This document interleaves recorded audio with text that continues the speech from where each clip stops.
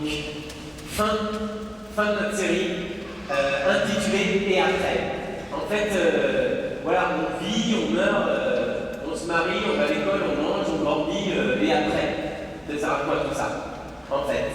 Et aujourd'hui, on voit et après, et le paradis, les amis.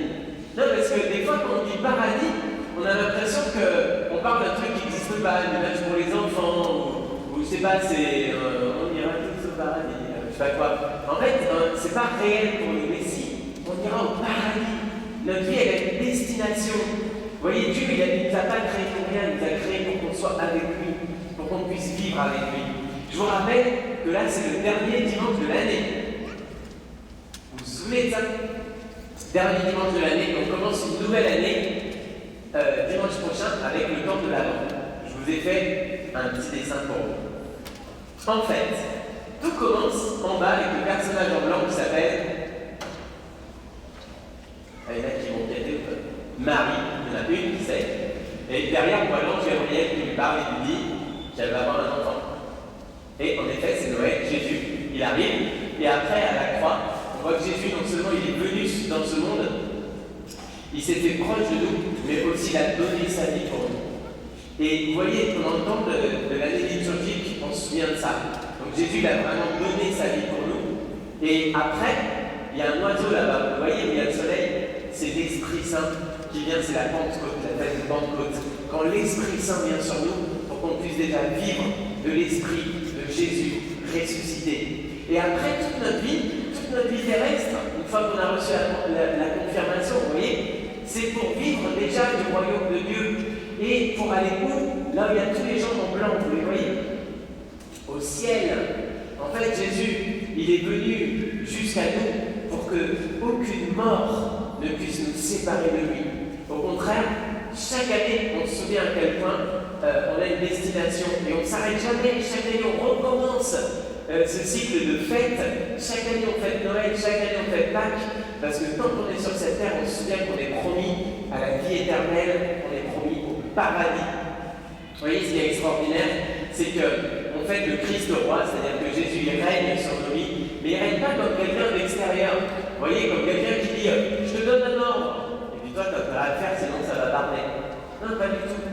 Quand Jésus règne, vous savez ce qu'il fait, il vient près de nous. C'est pas quelqu'un qui est extérieur, c'est quelqu'un qui se fait proche, et juste par son esprit, il vient habiter dans notre cœur.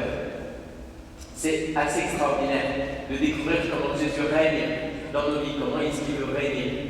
Et en fait, il y a plusieurs manières de voir comment Jésus est roi.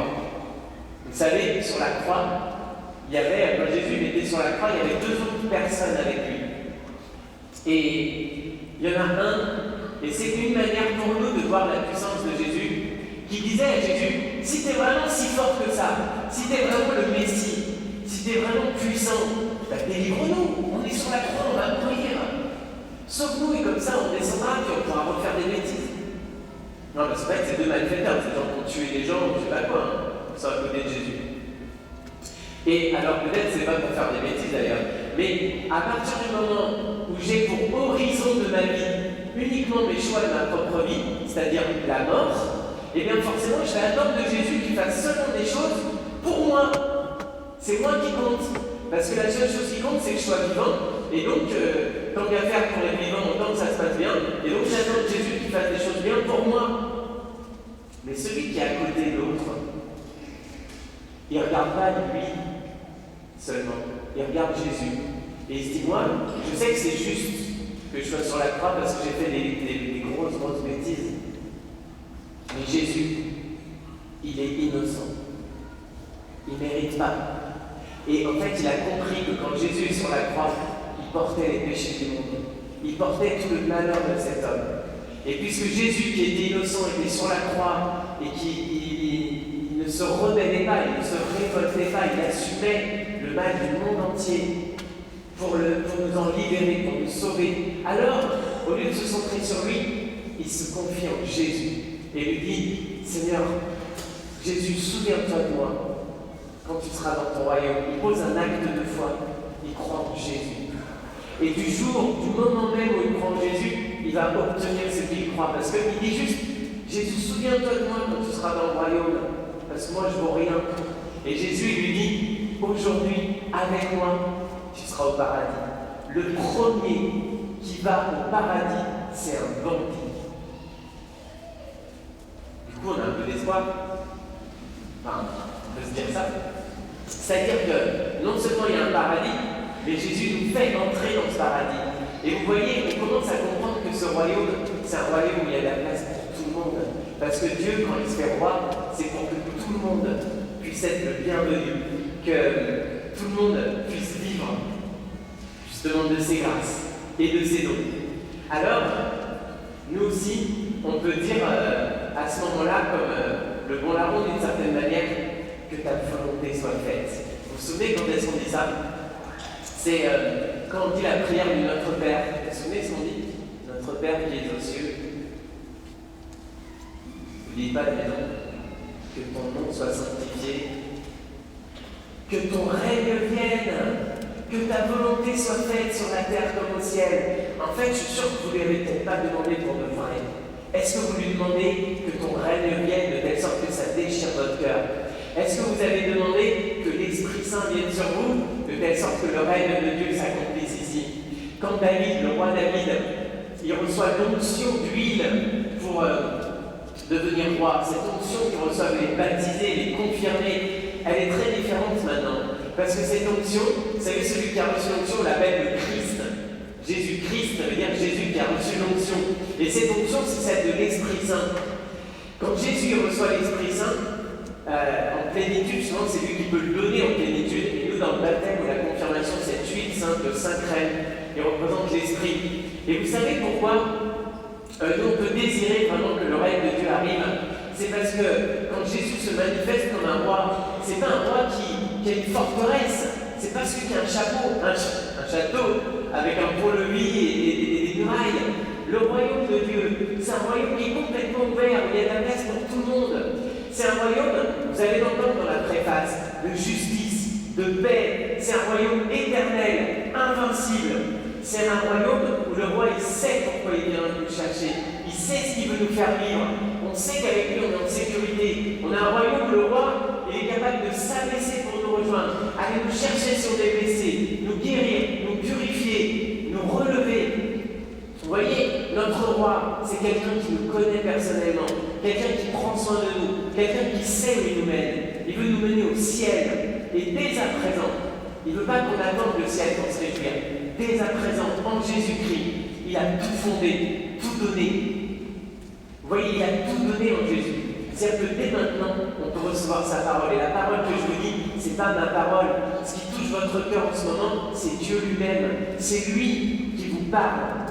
Quand, vous voyez, vous recevez l'Eucharistie, ce n'est pas une messe comme une autre, elle vient du ciel, c'est le pain de Dieu. Ce que vous allez recevoir, c'est ce que Dieu vous promet. Et déjà, vous êtes à la table du Christ dans les cieux, quand vous venez à la messe. Et tous les défunts et tous les saints, vous voyez, ils sont au ciel, parce que Jésus a ouvert les portes du paradis. Et vous aussi, quand vous priez, vous êtes en lien avec Dieu et vous met au ciel.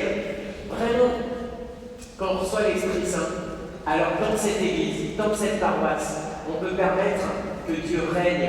Il dépend de nous de recevoir cet esprit, de vouloir vivre, de pouvoir faire la volonté de Dieu. C'est-à-dire que la bonne nouvelle soit connue, soit partagée. Voilà, tout est fondé en Jésus-Christ.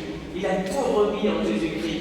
Et Jésus-Christ, il est venu jusqu'à nous. Alors, il reste maintenant à mettre en œuvre tous nos dons, à désirer de tout notre cœur que dans notre couple, dans notre travail, dans notre vie quotidienne. Je ne sais pas ce que vous allez faire ce soir ou demain matin, mais vous aurez le moyen de faire régner Dieu. Si Dieu règne sur vos vies, si l'Esprit habite vos cœurs, si vous faites sa volonté, c'est-à-dire si vous essayez de vivre avec joie, avec la joie qu'on célèbre ici, le règne de Dieu par chacun de nous arrivera dans cette terre, sur cette terre. Et ce qui nous est promis pour le ciel, parce qu'on y croit dur comme fer, eh bien, on commencera à en vivre dès maintenant. Vous êtes, chacun de nous sommes les missionnaires du règne de Dieu. Désirons de tout notre cœur maintenant que cet esprit inonde notre cœur, qu'il habite notre cœur, toute notre vie. Nous pouvons lui remettre tout ce qui semble mort, sec, déjà 6 pieds sous terre. Demandons cet esprit qui est notre vie. Demandons que le Christ règne. Remettons nos vies dans ses mains. Seigneur Jésus, nous demandons de tout cœur de régner sur nos vies. Parce que quand tu règnes sur nos vies, alors tu infuses dans chacun de nos instants, dans chaque partie de notre cœur, ton esprit. Seigneur, on va te rendre grâce parce que tu es venu jusqu'à nous. Parce que tu nous as tout donné jusqu'à ta vie même. Parce que tu nous as envoyé ton Esprit Saint.